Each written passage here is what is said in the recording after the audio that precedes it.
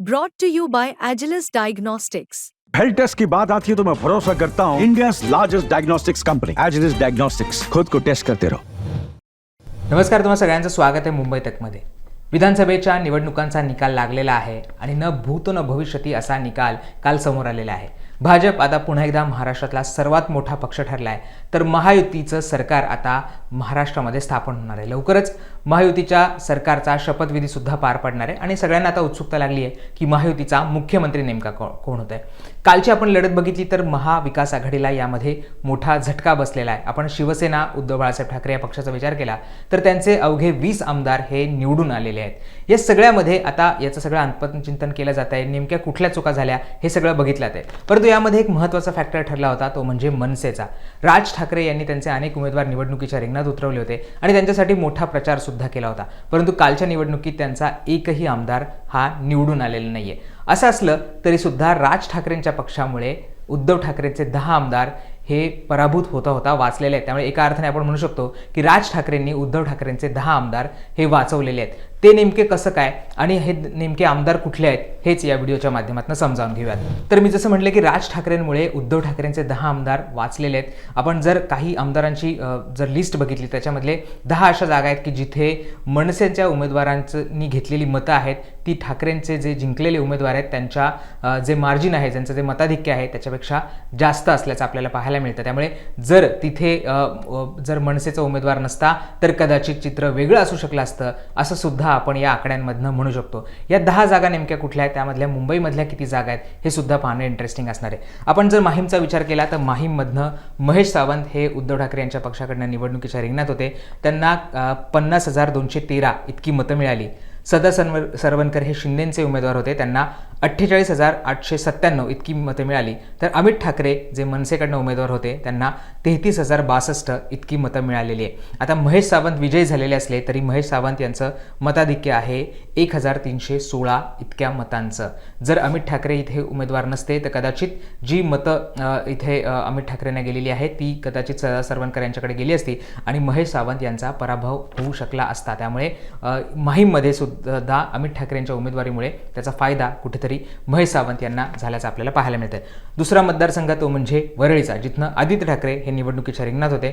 आदित्य ठाकरे यांना 63,324 इतकी मतं मिळाली आहेत। तर मिलिंद देवरा जे शिवसेनेचे उमेदवार होते त्यांना 54,523 इतकी मतं मिळालेली आहेत। संदीप देशपांडे मनसेचे उमेदवार होते, त्यांना 19,367 इतकी मतं मिळालेली आहेत। आपण जर आदित्य ठाकरेंचं मताधिक्य बघितलं तर ते आहे 8,801।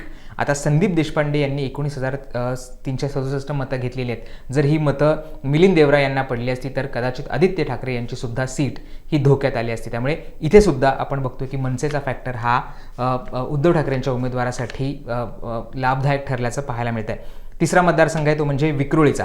विक्रोळीमध्ये सुनील राऊत यांना 66,093 इतकी मतं मिळालेली आहेत आणि सुवर्णा करंजे यांना 50,567 इतकी मतं मिळाली आहेत। तिथे विश्वजित ढोलम जे मनसेचे उमेदवार होते त्यांना 16,813 इतकी मतं मिळालेली आहेत आणि सुनील राऊत यांचं जे मताधिक्य आहे, ज्यांचा लीड आहे तो 15,526 इतका मताचा आहे।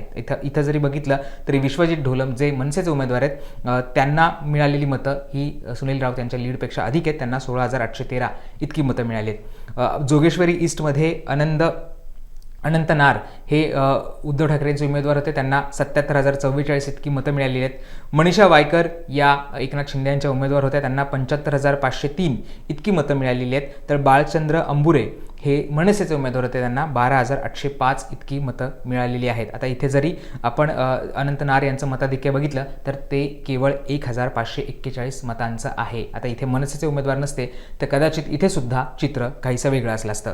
पुढचा मतदारसंघ आहे तो म्हणजे दिंडोशीचा। दिंडोशीमध्ये सुनील प्रभू यांना 76,437 इतकी मतं मिळालेली आहेत।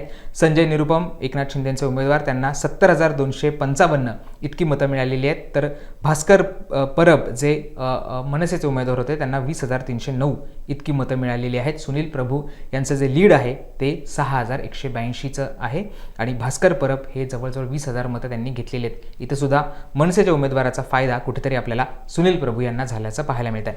पुढचा मतदारसंघ तो म्हणजे वर्सोव्याचा. वर्सोव्यामध्ये हरून खान हे उद्धव ठाकरेंचे उमेदवार होते. त्यांना 65,396 इतकी मतं मिळालेली आहेत. भारती लव्हेकर ज्या बीजेपीच्या उमेदवार होत्या त्यांना 63,796, तर संदेश देसाई जे मनसेचे उमेदवार होते त्यांना 5,037 इतकी मतं मिळालेली आहेत. इथे सुद्धा हरून खान यांचा लीड आहे तो केवळ 1600 मतांचा आहे. पुढचा मतदारसंघ आहे तो म्हणजे कलिनाचा. कलिनामध्ये संजय पोतनीस हे उद्धव ठाकरेंचे उमेदवार होते. त्यांना 59,820 इतकी मतं मिळाली. तर अमरजित सिंग जे बीजेपीचे उमेदवार होते त्यांना 54,812 इतकी मतं मिळालेली आहेत.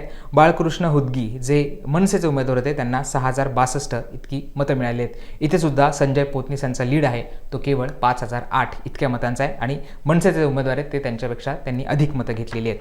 वांद्रे ईस्टचा विचार केला तर वांद्रे ईस्टमध्ये वरुण सरदेसाई हे उद्धव ठाकरेंचे उमेदवार होते. त्यांना 57,708 इतकी मतं मिळाली आहेत. झिशान सिद्दीकी जे एनसीपीचे उमेदवार होते त्यांना 46,343 इतकी मतं आहेत. तर तृप्ती सावंत ज्या मनसेचे उमेदवार होत्या त्यांना 16,074 इतकी मतं मिळाली आहे. आपण इथे सुद्धा वरुण सरदेसाई यांचा लीड बघितला तर तो केवळ 11,365 इतक्या मतांचा आहे आणि त्याच्या मनसेचे उमेदवार होतात तृप्ती सावंत, त्यांना मिळालेली मतं ही लीडपेक्षा अधिक असल्याचं आपल्याला पाहायला मिळतंय. आपण आता हे झाले मुंबईचे मतदारसंघ जिथे खरं तर एका अर्थाने मनसेच्या उमेदवारांमुळे आपण ठाकरेंचे उमेदवार जिंकून आल्याचं म्हणू शकतो. आणखी दोन जे मतदारसंघ आहेत जे महाराष्ट्रातल्या इतर भागांमधले ते म्हणजे वणीमध्ये संजय देरकर हे जे उद्धव ठाकरेंचे उमेदवार होते त्यांना 94,618 इतकी मतं मिळाली. बाबूराव बोदवरकर हे जे बीजेपीचे उमेदवार होते त्यांना 79,058 इतकी मतं मिळालीत आणि राजू उंबरकर हे मनसेचे उमेदवार होते त्यांना 21,977 इतकी मतं मिळाली आहेत. इथे आपण जर बघितलं तर उद्धव ठाकरे यांच्या उमेदवाराचा जो लीड आहे तो 15,560 आहे आणि मनसेच्या उमेदवाराला मिळालेली मतं ही 21,000पेक्षा जास्त आहे. त्यामुळे इथे सुद्धा आपण बघतोय की मनसेचा ठाकरेंना फायदा झाला आहे. आणि शेवटचा मतदारसंघ तो म्हणजे गुहागरमध्ये भास्कर जाधव उमेदवार होते.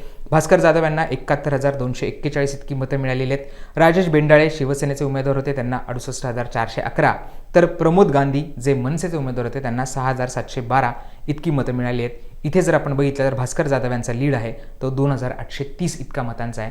जर मनसेचे उमेदवार नसते तर या निकालामध्ये सुद्धा वेगळं चित्र असू शकलं असतं असं आपण म्हणू शकतो. त्यामुळे हे 10 मतदारसंघ होते जिथे मनसेचा एका अर्थाने उमेदवार असल्यामुळे मतविभाजन मनसेचा उमेदवार तिथे असल्यामुळे एक प्रकारे मतविभाजन झालं शिवसेना आणि मनसेच्या उमेदवारांमध्ये आणि त्याचा फायदा कुठेतरी ठाकरेंच्या उमेदवाराला झाल्याचं आपल्याला पाहायला मिळतं. त्यामुळे हे 10 मतदारसंघ होते. तुम्हाला या सगळ्याबद्दल काय वाटतं, कालच्या निकालाबद्दल काय वाटतं हे आम्हाला कमेंट करून सांगायला विसरू नका आणि अजूनही तुम्ही मुंबई तकला सबस्क्राईब केलं नसेल तर ते सुद्धा करा. धन्यवाद.